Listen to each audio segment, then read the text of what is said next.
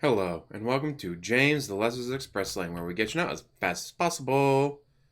Week 3 has concluded, and with that, we must say, son of a bitch. The Patriots drop Antonio Brown, made them go from Super Bowl favorites to still Super Bowl favorites. Damn it. Can anyone knock them off?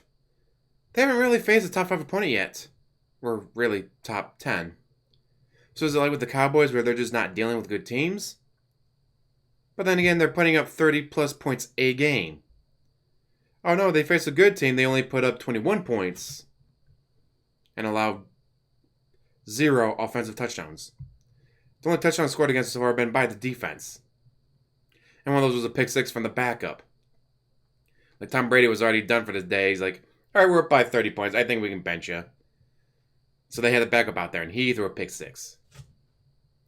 They've not had an offensive touchdown scored against them since the AFC Championship game last year. Wow. So yeah, they stay at number 1. Number 2, Kansas wins again. Unlike the Patriots, they faced one hell of a team. The Ravens have been all action so far, and a couple plays go one or another. Well, Kansas did what they needed to be done against a good team. I expect the Ravens to bounce back from this easily, though. They won't drop too far. The Rams defeat the Browns. A team Las Vegas somehow at 3rd for most likely to win the Super Bowl. I thought it was stupid then and it is stupid now. Winning record? Sure, the Browns might get that. But the Super Bowl? No. Now, yes, we did have a blown call in favor of the Rams, but that only gets them to 3 on the season. Unlike a certain team that currently has 10 blown calls all in their favor. But for the Rams, it's probably their toughest game so far. They come out and they performed. Keep that up. Especially with the Saints out of the way, they only really have one team to worry about, and it's not because the team's good, it's because of the refs. Next. At number 4, the Ravens were here last week, but they had to fall after being beaten.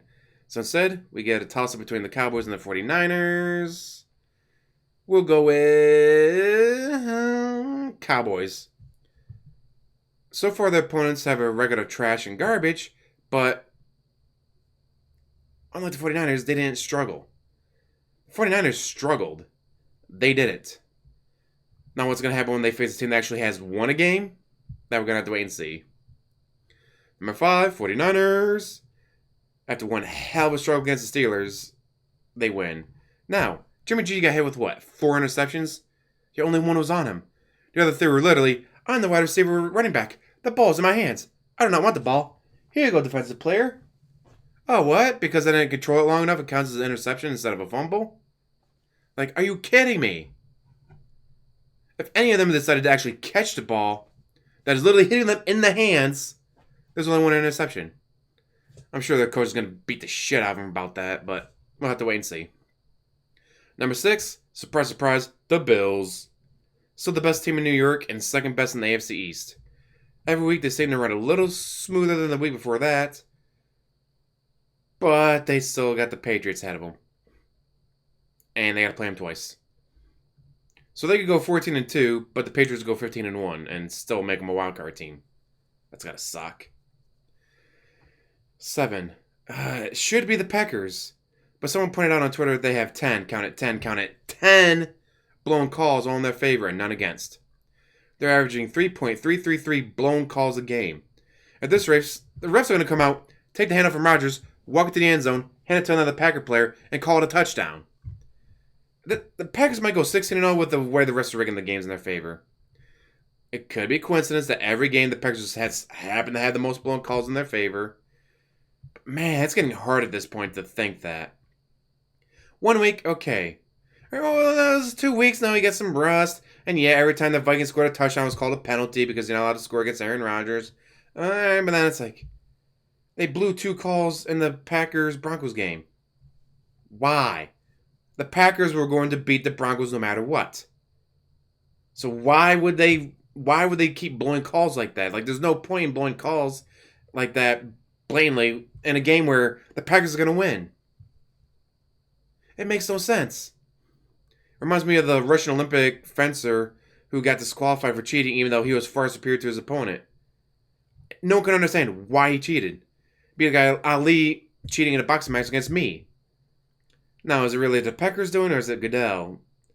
We also saw the refs rig the Saints Rams game last year to make sure the Rams went to the Super Bowl after being unable to sell tickets all year. They knew they needed the Rams to do well, or the LA Stadium would continue to be half empty. So are they doing the same for Rodgers? Make sure he looks good after his huge contract and all of his commercials? Because if it's the team's doing, you got to get 53 players, coaching staff, GM, owners. Like, you got to get all of them to be like, all right, guys, we're going to pay off the rest to have them rig the games. Or is it something higher up from Goodell? It's like, if I could really believe like Aaron Rodgers was slipping money to refs, I'd be dropping him off the power rankings like, fuck you, you're cheating. So, without the refs blowing 10, count at 10, count at 10 calls, they debate 1 and 2, maybe 2 and 1. But they're currently 3-0. And maybe, again, the refs blowing every single call all in their favor is just coincidence. God, this keeps up, though. I mean, can you imagine? Hi, I'm Jerry Jones. I should be the number 1 seed. Unfortunately, the refs rigged every single game and made the Packers go 16-0, so I'm number 2 seed. I have to make an away game. Oh, we lost that game because the refs rigged the game. I'm just going to sit here and lose out on tens of millions of dollars. Nah. Jerry Jones is going to hire a hitman. Anyways, enough of that rant. Number 8, we have the Ravens. The only loss coming from a 5-point loss against the Chiefs. I expect Action Jackson to be back throwing multiple TDs by this time next week. It's like, man. While these other 3-0 teams are facing against trash, except for the Chiefs, who actually face a real team, if the Ravens had faced off against the Steelers, they'd be 3-0. Instead, they had the Chiefs. So they go to 2-1. Of course, they'll have to face them again in the playoffs, but playoffs? We're not talking about playoffs right now. Number 9, all the 3-0 teams are in, plus the 2-1. So the next 2-1 team will be Colts or Texans. Texans only loss came against Drew Brees Saints. Colts only loss came in week 1 while reeling from the loss of Andrew Luck. Jacoby has shown why Bill Belichick drafted him. So you go with the coin toss. Who do you think is going to do better in the future? Colts. Does Jacoby Brissett continue to play like this? If so, the Colts may forget Andrew Luck ever existed. And with the Colts winning the coin toss, the Texans come here at 10. Not their fault, they're the only team that faced the Saints with Drew Brees leading the whole team for the whole game. And that was a hell of a close game. Will the Saints come out next week and dominate to push them up higher, and with the talent they are developing, they might just do it. Number 11. Dropping a little. The Seahawks find themselves here. Losing to the Saints?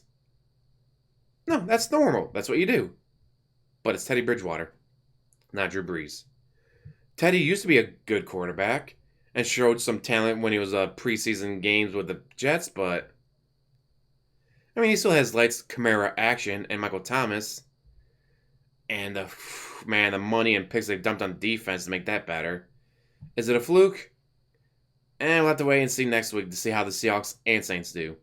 The Saints come out and dominate, and the Saints and the Seahawks win. Seahawks probably move up because oh yeah, they lost to the Saints led by Teddy Bridgewater, but it shows that hey, Teddy's actually a damn good quarterback still. Number 12. This is a toss-up, but we'll go with the team without a loss. 2-0-1. The Lions, for now. It looked like they were going to once again grab defeat from the jaws of victory, but failed. Even when they win, they somehow fail. It's like, oh, we're up by 27 points against the Cardinals? Let's tie the game. Oh, we're dominating the Eagles? Let's almost blow it. Like at 2-1, it's like, wow, they're actually doing pretty well. Yeah, but it's the Lions, and if you watch their games, they're fluking to a win. They're not winning. They're going, oh, hey, the other team screwed up more than we did. Who knows? Maybe next week they'll actually win a game and not luck their way into a win. But, like I said, it's a toss-up between them and the Bears. So at number 13, the Bears. They finally scored a touchdown thrown by the quarterback. Only took 3 weeks. After week 2, Mitch Trubisky was 36 in the lead in touchdown passes. 36. There's only 32 teams. And he was 36 in the league for touchdown passes. Because he had thrown none. Could be early season rust or a problematic sign. But hey, can't all be Hall of Fame performances, right? Dominating on both sides of the ball, for once, the Bears show the talent they promised during the offseason. Is this something that will help spark the offense? Like, hey, we actually have a quarterback now. Yay! And continue to play well? We'll have to wait and see. And with that, I already got my little rant about the refs out of the way. I just cannot imagine Jerry Jones sitting quietly going, yay, I lost $100 million in ticket sales and merchandise and TV time because the refs rigged the game against us if they ever play the Packers. I just cannot see Jerry Jones doing that. So, I'm going to have to wait and see on that. And as always, like, subscribe, comment down below, and have a wonderful day.